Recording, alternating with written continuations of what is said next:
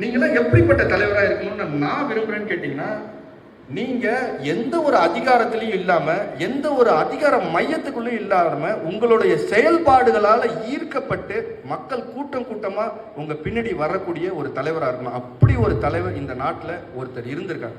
அவர் பேர் மகாத்மா காந்தி, அண்ணல் மகாத்மா காந்தி. அவர் சார்ந்த காங்கிரஸ் பேரியக்கத்தில் அவர் எந்த ஒரு பதவியும் இது வரைக்கும் வகித்ததில்லை. ஆனாலும் காங்கிரஸ் பேரியக்கத்தில் எந்த ஒரு செயல் நடந்தாலும், எந்த ஒரு சின்ன அசைவு ஏற்பட்டாலும் காந்திக்கு தெரியாமலோ காந்தியை கன்சல்ட் பண்ணாமலோ செஞ்சதே கிடையாது.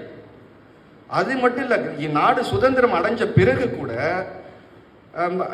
அவர் எந்த ஒரு பதவியிலும் இல்லை. அவர் நினச்சிருந்தா நாட்டோட டாப் பதவி முதற்கொண்டு அவர் வகித்திருக்கலாம். அவர் எந்த பதவியிலும் இல்லை. ஆனாலும் அவர் உயிரோடு இருக்கிற வரைக்கும் காந்திக்கு தெரியாமல் எந்த ஒரு நிகழ்வுமே இந்த நாட்டில் நடக்கவே இல்லை. அந்த அளவுக்கு ஆளுமை வாய்ந்த ஒரு தலைவரார் காந்தி. உண்ணாவிரதம் இருக்கிறாருன்னா கும்பலாக மக்கள் போய் அவரோட சேர்ந்து உண்ணாவிரதம் இருப்பாங்க.